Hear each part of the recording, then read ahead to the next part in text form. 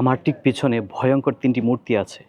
খুবই ভয়ঙ্কর মূর্তি আছে। তারা এটা বোঝানোর চেষ্টা করতেছে যদি তুমি ওদেরকে পূজা না করো তাহলে হয়তো পানিশমেন্ট দিবে। চলেন আমি ওই মূর্তিগুলো আপনাদেরকে একটু দেখাই। এই মুহূর্তে আপনারা যে মূর্তিটি দেখতে পাচ্ছেন তার নাম হচ্ছে তুষাকান্ত, যিনি রামায়ণের রাবণের থাইরু। ঠিক তার পাশেই তার অপর ভাই যার নাম সহৎ সদেছা। একত্রে এই দুই ভাইকে থাই ভাষায় ইয়াক নামে ডাকা হয়, আর ইংরেজিতে যাদের নাম থাই জায়ান। বৌদ্ধ ধর্মাবলম্বীরা এ দুটি মূর্তির পূজা করে মূলত দুর্ভাগ্য, সমৃদ্ধি ও নিরাপদ যাত্রার অভিপ্রায়। তাই তো থাইল্যান্ডের রাস্তাঘাট কিংবা এয়ারপোর্ট সর্বত্রই এই দুই ভাই দৃশ্য। তুষাকান্ত এবং সহৎ স্বদেশা মিলে যাকে পাহারা দিচ্ছে। বুদ্ধ ধর্মাবলম্বীদের বিশ্বাস অনুযায়ী তিনি হচ্ছেন স্বর্গের রাজা এবং বজ্রদণ্ডের অধিকারী। তার নাম হচ্ছে ফ্রা ইন। ফ্রা ইন মূলত হিন্দু ধর্মের ইন্দ্রদেবের থাই সংস্করণ, যার দেহরক্ষী অথবা রক্ষা কবচ হিসেবে সামনে দাঁড়িয়ে রয়েছে থাই জায়ান্ট দুই ভাই। দেখতে যতটা ভয়ঙ্কর ঠিক ততটাই গভীর তাদের তাৎপর্য।